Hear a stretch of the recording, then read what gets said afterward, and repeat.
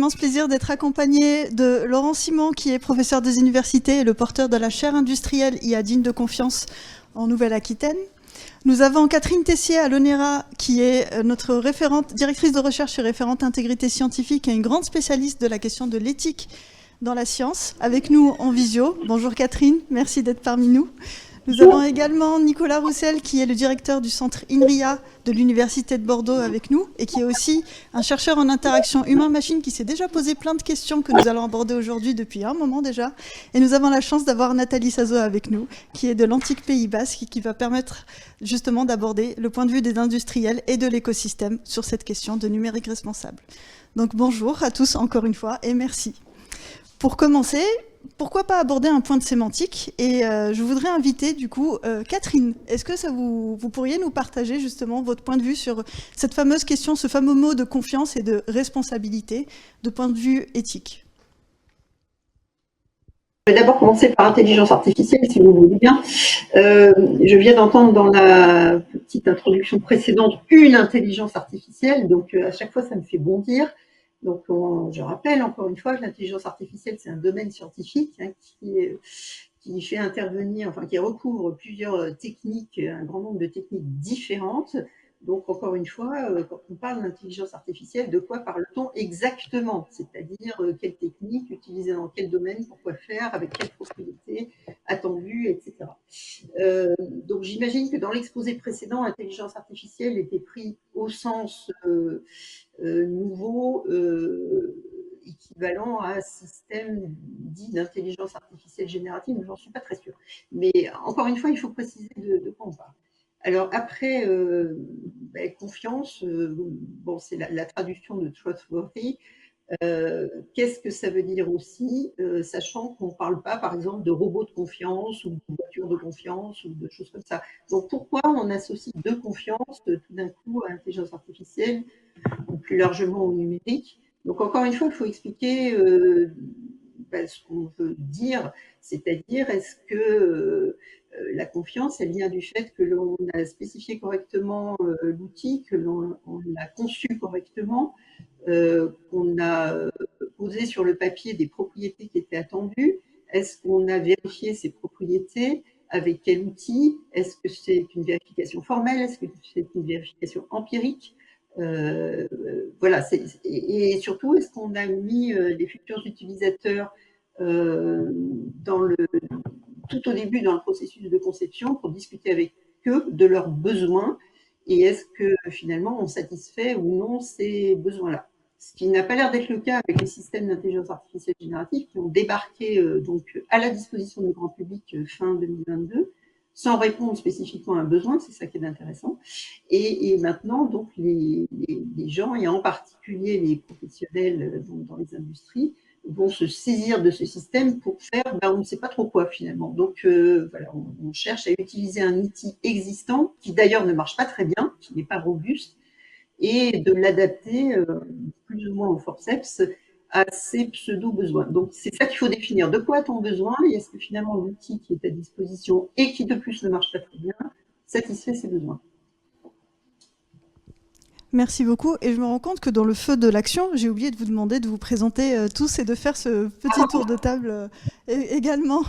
Donc toutes mes excuses. Est-ce que vous voulez bien qu'on prenne un instant pour rappeler et préciser un peu, au-delà de ce que j'ai dit, vos différentes casquettes? Catherine, Laurent et Nathalie. Oui, donc je suis directrice de recherche à l'ONERA, je suis basée à Toulouse, donc je suis désolée de ne pas être avec vous aujourd'hui. Je suis référente intégrité scientifique et éthique de la recherche pour l'ensemble de l'ONERA, membre du comité, alors là on est un peu dans l'entre-deux, donc du comité national pilote d'éthique du numérique qui vient de disparaître au profit, puisque le décret est paru le 23 mai 2024, du CCNE du numérique, donc du comité consultatif national d'éthique du numérique, qui vient d'être créé donc par ce décret, mais dont les membres n'ont évidemment pas encore été nommés. Donc on est un peu dans le... Et par ailleurs, je suis membre aussi du comité d'éthique de la défense. Voilà. Merci beaucoup. Laurent, est-ce que tu veux bien? Oui, moi je suis Laurent Simon, donc moi je fais de la recherche et de l'enseignement en IA depuis plus de 20 ans. Je suis à Bordeaux INP et je suis porteur effectivement d'une chaire sur l'IA de confiance. Et puis j'ai différentes activités plutôt dans le cadre de l'IA symbolique, mais on essaie de relier les deux, c'est-à-dire qu'on essaie d'utiliser des méthodes un peu formelles ou disons de raisonnement pour essayer d'expliquer, de rationaliser, de comprendre ce que prédisent les systèmes à base d'apprentissage automatique. Donc je continue, merci. Nathalie Sozo, moi je suis chargée de mission numérique et territoire à Antique Pays Basque, qui est une structure locale qui a été créée il y a 25 ans sur la volonté politique pour accompagner le territoire justement à ces nouveaux usages numériques. Donc on a commencé par naviguer sur Internet, ensuite utiliser les PDA, ensuite utiliser les logiciels et aujourd'hui, depuis 2020, nous avons embarqué le territoire dans un apprentissage et une mise à usage du numérique responsable. Donc je suis référente numérique responsable et ambassadeur numérique responsable, qui est un diplôme, on va dire ça comme ça, parce qu'il n'y en a pas encore malheureusement, mais ça va arriver. Le premier diplôme des référents numériques responsables qui est porté par l'Institut numérique responsable et la région Nouvelle-Aquitaine.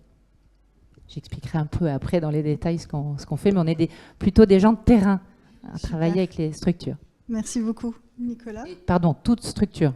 On représente tous les acteurs du territoire, entreprises, collectivités, associations et citoyens. Super, merci. Bon, nous, on est la dernière séquence qui vous sépare du buffet, donc je vais être bref. Ce qu'a dit Ikram était à peu près suffisant. Donc, je suis directeur de recherche INRIA, je dirige le centre de Bordeaux, je suis chercheur en interaction humain-machine et je m'intéresse aux relations entre les humains et les machines, les humains et le numérique. Un humain pour une tâche sur un système particulier ou l'ensemble de la société et l'ensemble du numérique.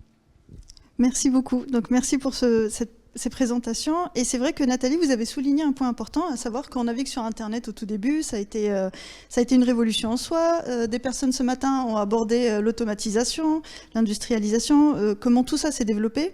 Et peut-être qu'une question qu'on peut se poser, en tout cas qu'on peut vous poser, c'est pourquoi aujourd'hui la question de confiance se pose de plus en plus, particulièrement en IA, alors que le numérique, au final, ça existe depuis un moment. Laurent, est-ce que tu veux bien... Moi, je veux bien commencer, mais la confiance, elle est nécessaire parce que l'IA, elle nous touche, en fait.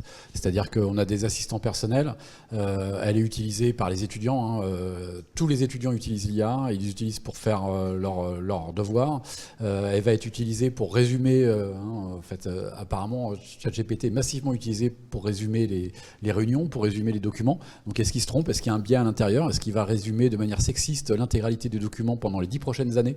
Et donc, est-ce qu'on va rentrer dans une société qui va s'auto-alimenter dans un sexisme grandissant? Voilà, on a besoin de cette confiance-là. On n'avait pas besoin jusqu'à présent.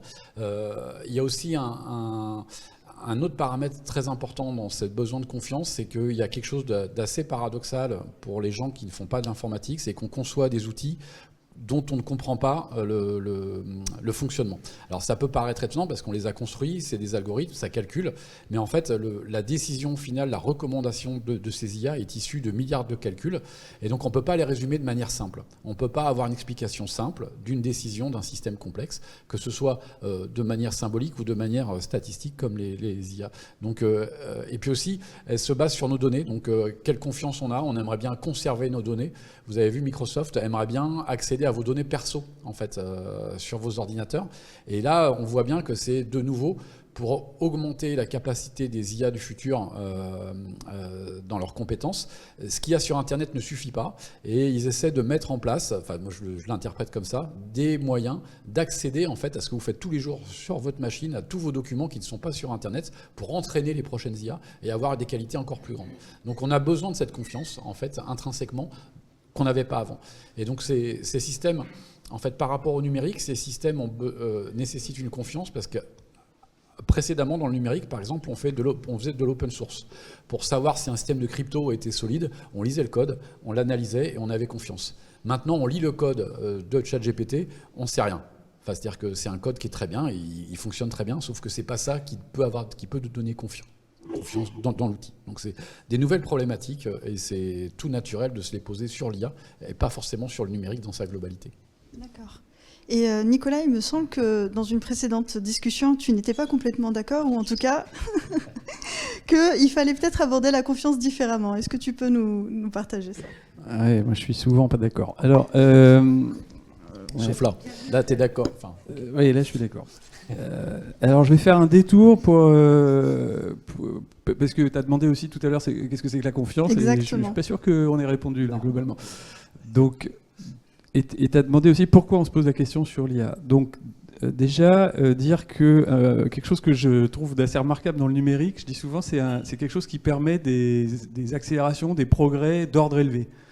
Donc pour illustrer ça, une fois dans une réunion, j'ai dit à un médecin, toi tu es médecin, ton métier c'est soigner des gens, sauver des vies, tu es aussi chercheur en médecine, donc là ton métier de chercheur c'est améliorer la façon dont tu soignes ou d'autres soignent et sauvent des vies, donc on est à un ordre supérieur. Et puis quelqu'un qui ferait de la recherche en santé avec des outils numériques, les outils numériques sont censés aider le volet recherche à aller un peu plus loin, donc ça améliore la façon d'améliorer la façon de soigner, etc. Et si derrière on met des chercheurs en IA, donc comme Laurent, qui aident ceux qui sont en santé numérique, qui aident ceux qui sont en santé, qui aident les médecins, à chaque fois on gagne un ordre de magnitude. Et donc normalement, si tout le monde fait bien son boulot, et surtout si lui il fait bien son boulot, comme il est dans l'ordre très élevé, tout progrès qu'il fait va avoir des conséquences très importantes à l'arrivée. Et ça, c'est pas spécifique à l'IA, ça c'est vrai dans tout le numérique. Et c'est ce qui fait que la transformation numérique dont on parle depuis très longtemps, elle n'est toujours pas finie, et que, parce qu'il y a des vagues de techno qui se rajoutent. Et c'est ça qui fait que c'est important de s'en saisir, parce que les effets peuvent être grands et profonds. Alors, les effets sont grands et profonds, mais ils ne sont pas tous positifs. Donc, des fois, il y a des effets positifs, puis des fois, il y a des effets négatifs. Donc là, c'est pour faire une belle transition avec le responsable, dont on parlera aussi. Et donc, ce qu'on aimerait quand même globalement, c'est avoir beaucoup d'effets positifs et le moins possible d'effets négatifs. Et ça, en fait, c'est là que j'arrive à ma définition de la confiance. Pour moi, faire confiance à quelque chose, c'est être relativement, plutôt bien convaincu qu'on ne sera pas surpris négativement. C'est-à-dire, je ne sais pas comment... Tout à l'heure, j'ai pris le micro, il me semblait qu'il ne marchait pas, je n'étais pas complètement sûr. Et il y a eu un moment où le truc s'est allumé, je me suis dit, je pense que quand je vais parler dedans, vous allez m'entendre. En fait, j'en sais rien, d'accord. Sur le fond, j'en sais rien. Mais je suis raisonnablement confiant dans le fait que quand je vais parler, vous allez m'entendre. Donc je suis raisonnablement confiant que je ne vais pas avoir de surprise négative. Je peux avoir une surprise positive, ça c'est toujours bienvenu, une surprise positive. Mais je ne veux pas de surprise négative. Et là, pourquoi la question de la confiance se pose beaucoup dans l'IA et plus généralement dans le numérique ? C'est parce que comme il y a des effets de transformation énormes, eh ben, on aimerait bien être à peu près rassuré sur le fait qu'il va y avoir plus de transformations positives que de transformations négatives. Mais en vrai, comme l'a dit Laurent, sur beaucoup de technos d'aujourd'hui, on n'en sait rien en fait.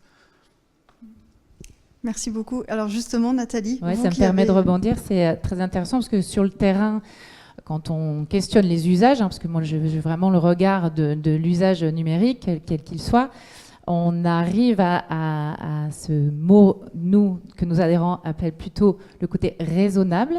Dans la confiance, en fait, c'est de réussir à avoir des usages raisonnables et choisis. Donc, en fait, ce qu'on se rend compte sur les échos qu'on a sur justement la vague de techno, parce que nous, on ne vit que de ça, des vagues de techno, donc on est assez content, quelque part, d'avoir anticipé les connaissances du numérique responsable à partir de 2019, c'est là où on a commencé à aborder le sujet sur le territoire, et que l'IA est arrivée, on va dire, excessivement, parce qu'elle était déjà largement là, et on travaille déjà avec des industriels et des entreprises spécialisées dans l'IA ici, mais cette vague de l'IA générative de 2022 qui a fait éclabousser le citoyen, les services publics, etc., a fait que on était un peu plus près justement pour réussir à mettre les bons mots sur cette peur, donc parce qu'on peut l'appeler comme ça, ce côté de confiance, c'est parce qu'il y a une peur, de réussir à choisir et à être en accord, à choisir une technologie, quoi, en fait. Donc nous, ce qu'on se rend compte sur les retours qu'on a du terrain et des usages, c'est qu'il faut réussir à se retrouver en une technologie choisie grâce, et du coup, on est aidé par mes confrères qui sont autour de la table, parce que justement, c'est grâce à des chercheurs et grâce à des pilotes ou à des essais et à des personnes qui questionnent et la sémantique et ce qu'il y a sous le moteur, etc., qu'on arrive, nous, à transmettre aux utilisateurs quelque chose de confiance et de raisonnable, etc., et d'utiliser, d'utilisable, d'utile, d'utiliser, utilisable. Ça, c'est les termes qu'on utilise beaucoup en numérique responsable. Super, merci. Et Catherine, par rapport à ces retours et observations de terrain très concrètes, et au vu de vos multiples casquettes, est-ce que vous observez sensiblement la même chose un peu partout ou pas du tout? Est-ce que vous voyez des spécificités sur les différentes régions? Alors, je ne suis pas vraiment sur le terrain, en particulier dans l'usage en entreprise, ça c'est sûr. Alors, je voudrais par contre répondre à des choses que j'ai entendues. Lorsque Nicolas, je crois, a dit il faut s'intéresser aux effets, et en particulier aux effets positifs et aux effets négatifs, alors ça me fait penser effet à l'option qu'a pris l'Europe, hein, de raisonner dans la réglementation européenne sur l'intelligence artificielle entre guillemets, en termes de risque, et uniquement en termes de risque, donc qui est un raisonnement conséquentialiste, c'est-à-dire on a l'objet, on ne se pose pas de questions sur l'objet et on s'interroge sur ses conséquences. Par contre, on ne s'interroge pas sur l'objet lui-même, c'est-à-dire finalement au nom de quoi on met sur le marché cet objet, au nom de quoi on va l'utiliser, quelles sont les valeurs qu'on cherche à satisfaire, hein, dans la mise sur le marché d'une part, et puis dans l'usage d'autre part, quelles sont les valeurs qu'on cherche à satisfaire. Et l'un d'entre vous a évoqué tout à l'heure le fait que Microsoft va mettre finalement un espion, hein, sur notre ordinateur pour suivre la trace tout ce qu'on va faire sur notre ordinateur pour récupérer un maximum de données, non seulement des données à caractère personnel, mais aussi éventuellement des données confidentielles sur ce qu'on est en train de faire. Donc, au nom de quoi Microsoft fait ça? Eh bien, pour s'enrichir, hein, ça c'est évidemment. Bien, alors est-ce que nous, on doit suivre, est-ce qu'une entreprise doit suivre la même voie? C'est une question à se poser. Et puis, on a parlé aussi de transformation. Alors, on parle de transformation du travail, de transformation des entreprises, mais quid de la transformation de l'humain? Alors ça, on le voit, et c'est actuellement un sujet d'actualité, hein, puisque le gouvernement s'en empare, mais pas que.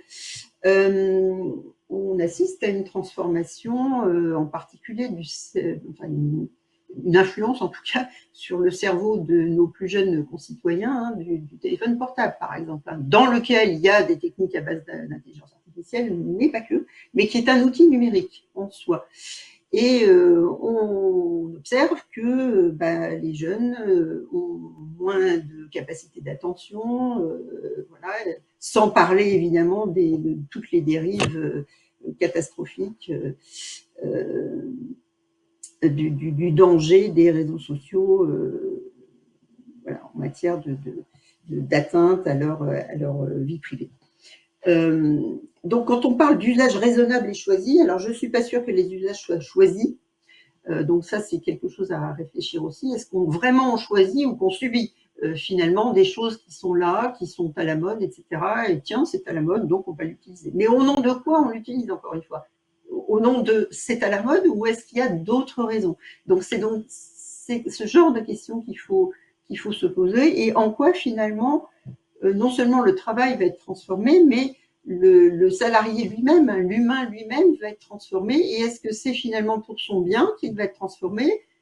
Eh ben, c'est une question à poser. C'est pas forcément pour son propre bien et pour le bien de l'être humain de manière générale. Donc voilà, donc je n'ai pas d'observation spéciale sur le terrain, mais des questions plus générales qu'il conviendrait quand même de se poser. Merci beaucoup. Ça rejoint les différents retours qu'on a eus ce matin, notamment sur le fait que pour qu'un usage soit choisi et non pas subi, il faut être en mesure de recruter, il faut être en mesure de s'informer, de former. Et la question qu'on entend souvent côté dynamique aussi, c'est pourquoi faire de l'IA de confiance, alors que déjà, c'est coûteux en termes humains et financiers de faire de l'IA tout court et d'amorcer cette première transition digitale. Qu'est-ce que vous répondriez à cette question-là ? Faire comme mon collègue de gauche, je ne suis pas d'accord avec ça du tout. Merci de ne pas être d'accord, dites-nous en plus. Si, moi j'ai la casquette numérique responsable, donc, et j'espère qu'elle ne sera que numérique au final. Il ne faut pas porter une casquette numérique responsable, il faut porter une casquette numérique qui doit être responsable. Donc ça c'est un vœu pieux, évidemment, il faut s'atteler à pouvoir le faire, mais en tout cas aujourd'hui, si vous mettez En tout cas, ça c'est notre discours à l'Antique. Si vous commencez à vouloir vous intéresser à l'IA, l'intégrer dans votre structure, déjà en effet, il y a tout ce que vous avez évoqué ce matin, la data, les montées en compétences, savoir si c'est utile pour moi et à quel objectif je m'intéresse à mettre de la data, à mettre de l'IA dans ma structure.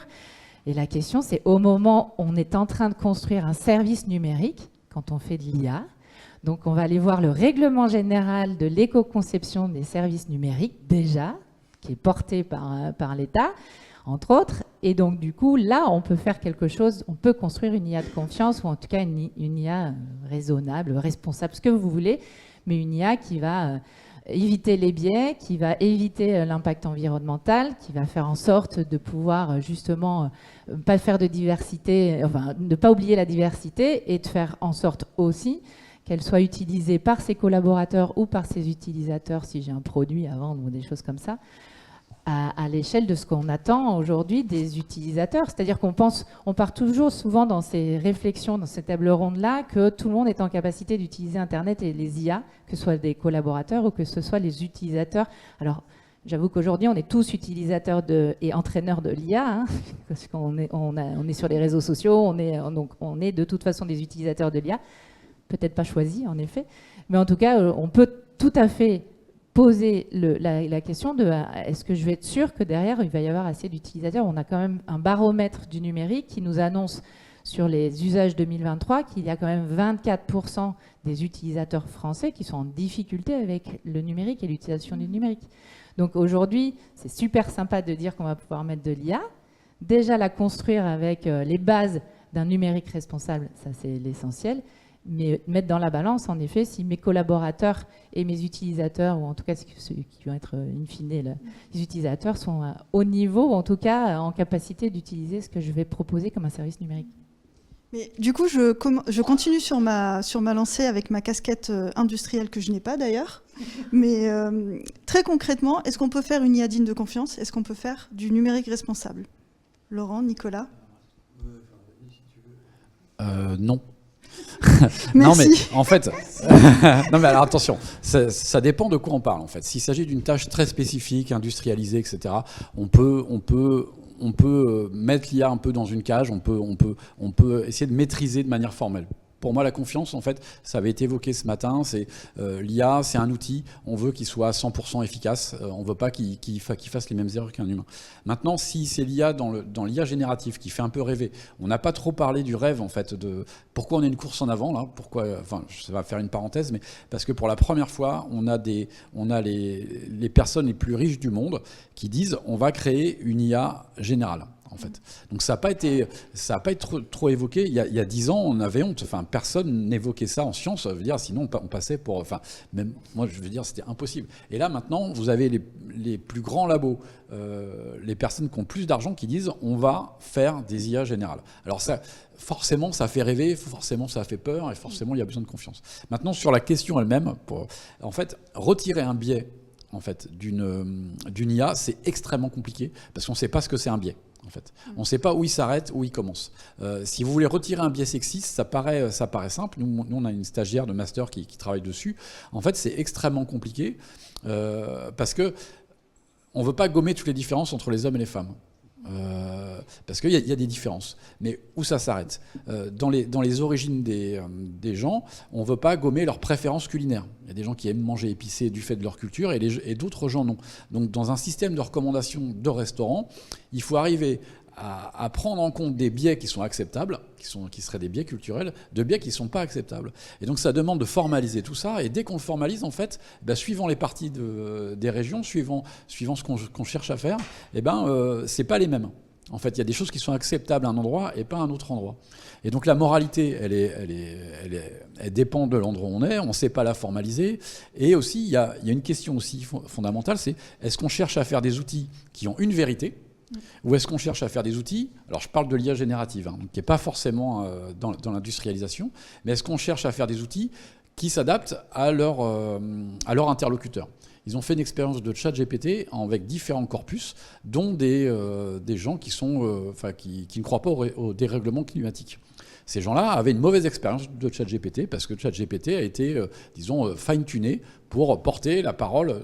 Mais donc la question se pose, Est-ce qu'on veut faire des outils qui ont une parole, qui ont un objectif et une vérité, ou est-ce qu'on veut faire des outils qui sont d'accord avec la personne avec qui ils sont en train de discuter? Donc on voit que c'est vertigineux, et croire qu'on va les résoudre, pour ça j'ai dit non.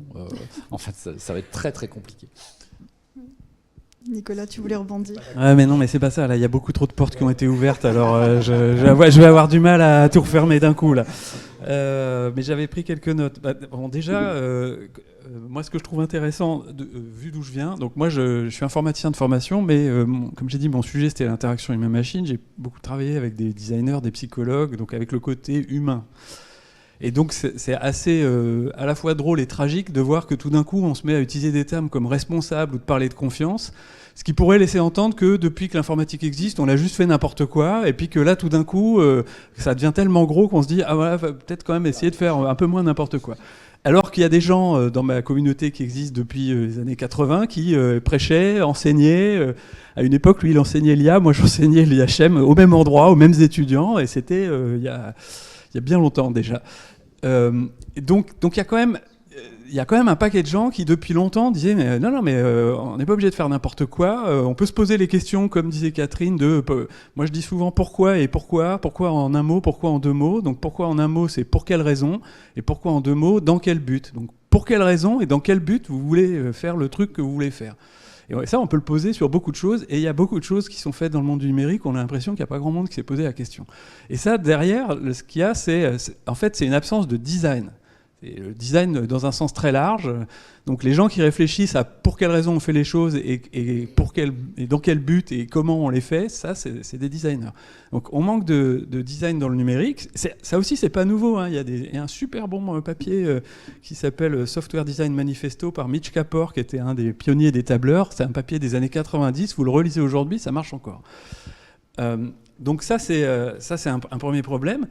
Et après, donc, sur la confiance, donc tu demandais est-ce qu'on peut faire des trucs de confiance. Mais moi, ma réponse, mais c'est pas le sujet en fait. On s'en fout de la confiance. Alors, il y a des gens dans la salle qui vont se dire ah non, mais moi je fais des machins aéronautiques qui transportent des gens, c'est hyper important.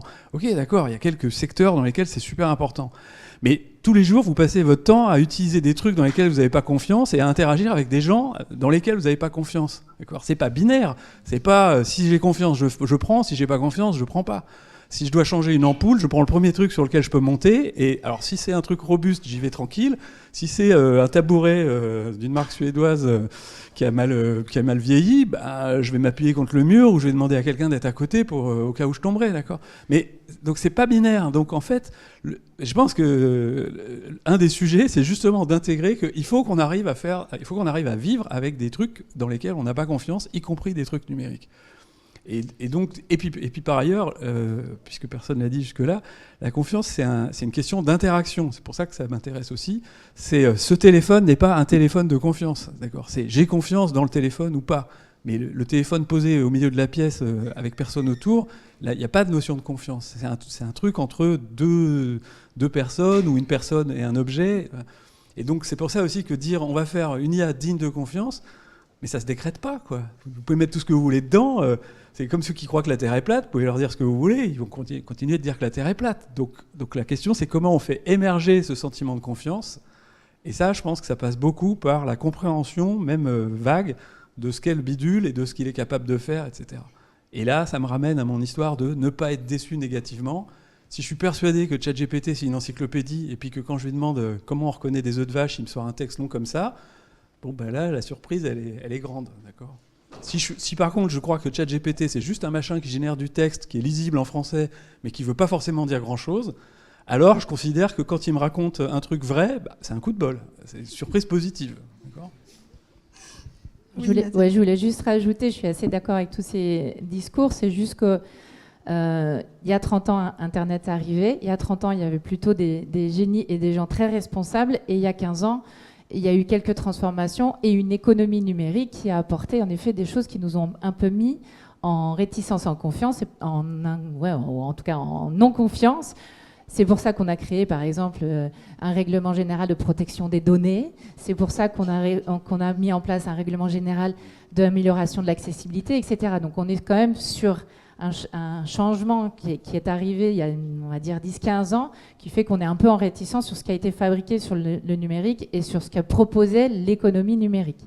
Et juste pour rajouter par rapport au fait qu'on peut faire, je rassure tout le monde, et les premiers sont là à le faire, ils fabriquent très très bien, des services numériques, que ce soit de l'IA ou autre chose, peuvent se construire en effet sur une base raisonnable, responsable, qui fait attention à toute la chaîne de valeur, parce qu'il y a une vraie chaîne de valeur dans tout ça qui ressemble est très immatérielle. Vous irez voir un schéma qui a été fait par France Digital qui est génial sur la chaîne de valeur des IA, génératives ou pas. Hein. On voit après justement la complexité dans ce schéma de là où ça arrive, mais on voit que ça part de la ressource jusqu'à l'énergie utilisée par l'utilisateur, et je vous passe les détails au milieu, mais on peut travailler en effet, quand on construit des IA ou un service numérique, à faire en sorte de limiter l'impact sur l'environnement, l'impact social. Il y a des règles, et là du coup ça ne devient pas du tout intéressant, on est d'accord messieurs, c'est très chiant, hein. Pardon, je suis vulgaire, mais c'est pas très intéressant de fabriquer des choses qui sont dans le cadre d'un développement durable. C'est bien pour ça qu'on a du mal à arriver sur nos France 2030, nos objectifs, etc.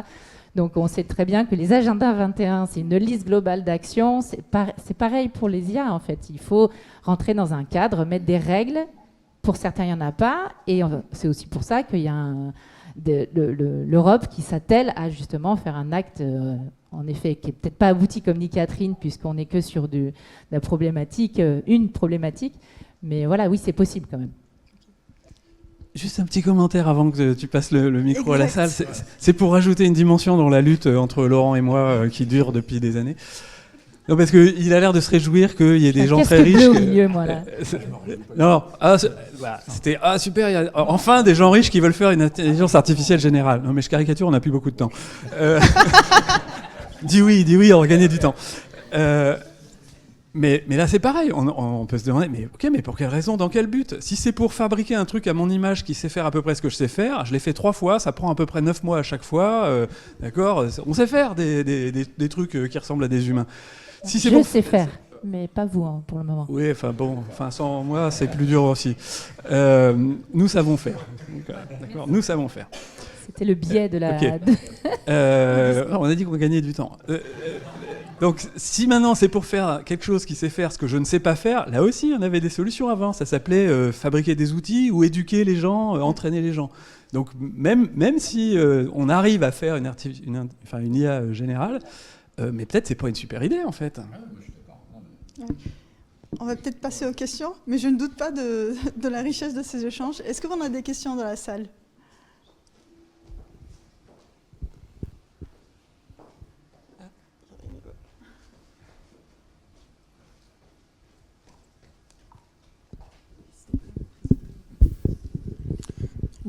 Je me présente d'abord, Simon de Lestia.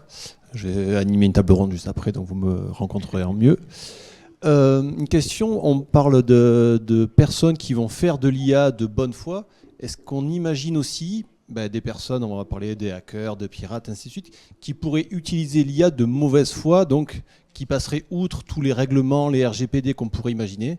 Et donc, est-ce qu'on a un risque de ce côté-là aussi? Est-ce que je peux juste... Dans les attaques possibles, vous avez la possibilité de demander à ChatGPT de résumer un texte qui a été attaqué. C'est-à-dire le texte est fait exprès, en fait, pour ne pas du tout résumer le texte sur lequel vous êtes en train de travailler. Donc là, ça marche bien parce qu'il n'y a pas de gens qui attaquent le texte, mais vous pouvez très bien imaginer envoyer un CV, en fait, qui a l'air de rien, mais dans lequel il y a du texte caché, en fait, que vous voyez pas à l'œil nu, qui va être lu par ChatGPT, dans lequel ChatGPT va avoir des instructions, dans lequel il va lui dire ce truc-là est le meilleur, machin, fais comme si tu voulais absolument l'embaucher, et hop, il va sortir le CV. Ça, c'est des attaques adversaires qui sont tout à fait possibles avec ces systèmes-là. Pour l'instant, on les a pas encore, mais ça fait partie des choses aussi assez drôles qui peuvent arriver assez vite.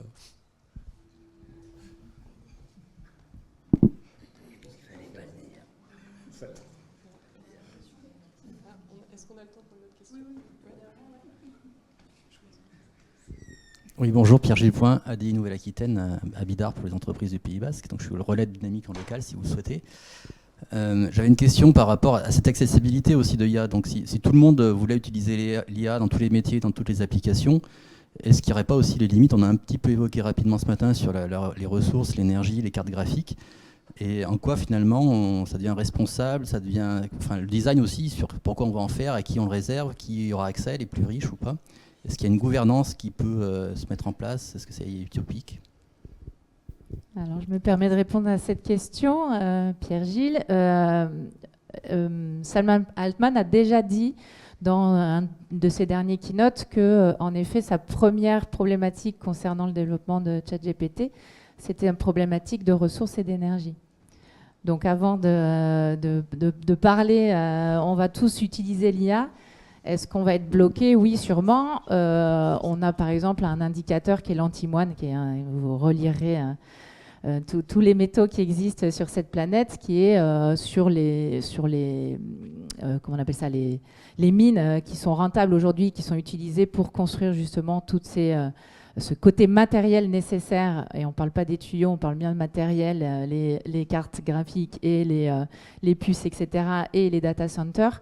Aujourd'hui, on est sur une durée de vie de 4 ans, en fait, de cet antimoine qui est normalement nécessaire à toute construction, tout matériel numérique. Donc, il y aura une ressource, mais pour répondre à ta question, aujourd'hui, il n'y a pas justement, hormis ce que peut proposer l'UNESCO pour protéger des endroits, pour qu'on évite d'aller les gratter, pour aller récupérer des terres rares, etc. Il n'y a que ça qui existe, mais ça n'empêche pas non plus Elon Musk d'envoyer des satellites, etc. Donc ça, c'est toute la protection de notre planète, et on va au-delà de notre question, enfin en tout cas, elle pose ces questions-là dans le déploiement de ces technologies.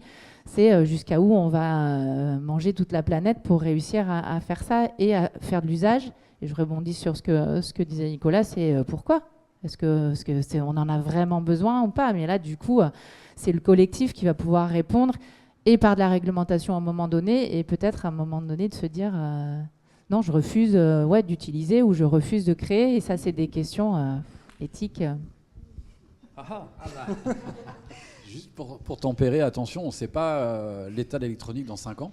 C'est-à-dire qu'aujourd'hui, pour faire fonctionner ChatGPT, c'est dans le cloud, c'est ailleurs. Mais dans 5 ans, très probablement, ce sera dans le téléphone. Et donc on ne sait pas trop, en fait. Il y a une course à la performance. Et voilà, moi, j'ai du mal à répondre à cette question, même si c'est un enjeu important. Tu as le droit à un mot, Nicolas. Le tout dernier. Non, vas-y. Non, mais pour rajouter un peu à la confusion, les choses dont on parle, ça a un coût énorme en euros, en dollars, en ce que vous voulez. Ça a un coût énorme environnemental. Il y a des grosses questions de souveraineté, comme ça a déjà été évoqué, parce que c'est quand même fortement dans les mains de pays avec lesquels on s'entend bien, mais avec lesquels il pourrait se passer quand même des choses. Et après, tout ça repose aussi sur tout un tas d'infrastructures dont on n'est pas non plus complètement sûr qu'elles résisteraient bien à, par exemple, des événements climatiques extrêmes qui s'accumuleraient, etc.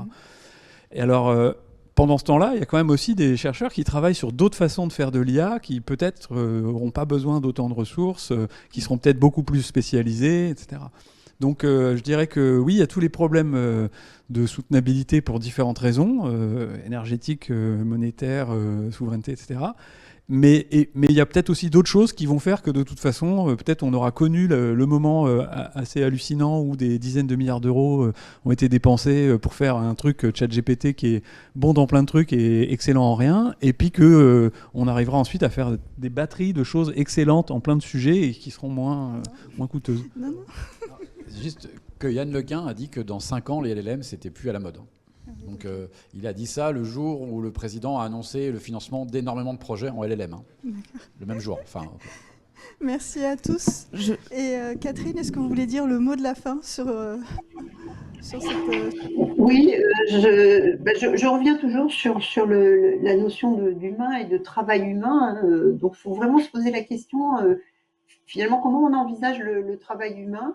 On observe actuellement que maintenant, le travail humain, il n'est que plus rarement défini selon des compétences ou des aptitudes, mais par comparaison avec des objets numériques. C'est-à-dire qu'on dit que l'objet numérique, il va plus vite, il est plus précis, il est plus flexible, etc., que l'humain. Donc c'est intéressant de voir ce glissement, c'est-à-dire qu'on ne définit plus l'humain au travail par ses seules compétences ou aptitudes, inventions, etc. Mais par le fait que l'objet numérique, de toute façon, il fait mieux. Il fait mieux sur un certain nombre de critères. Donc là aussi, il y a une question à se poser, c'est d'une part, est-ce qu'il est pertinent de comparer l'humain à quelque chose qui n'a rien à voir avec l'humain? C'est-à-dire qu'on n'a pas affaire du tout à la même entité, mais on fait quand même une comparaison. Et finalement, est-ce que cette invasion du numérique, j'ai fait récemment un exposé sur les cobots et c'est assez intéressant, hein, même s'il n'est pas question a priori de techniques d'intelligence artificielle générative là-dedans, mais c'est intéressant de lire la littérature là-dessus, c'est que les chercheurs se posent la question, est-ce que finalement simplifier la tâche de l'humain au travail, c'est une bonne chose? Est-ce que c'est valorisant pour l'humain? Ben, pas forcément. Et ça peut faire que l'humain perd tout sens finalement de l'effort, de la globalité de la tâche, etc. Et finalement, ça peut signifier complètement perdre des compétences. Donc là, il y a certainement une réflexion à mener de fond sur qu'est-ce que c'est finalement un travail valorisant pour l'opérateur, pour l'humain au travail, et est-ce que finalement lui enlever tout un tas de tâches et faire en sorte que son travail soit plus simple, est-ce que c'est forcément une bonne chose? Voilà, vous avez 6 heures. Merci. Et du coup, cette belle question conclut et illustre bien ce que c'est que l'IA digne de confiance, un sujet avec encore beaucoup de questions. Merci à tous et merci à nos speakers. Merci beaucoup.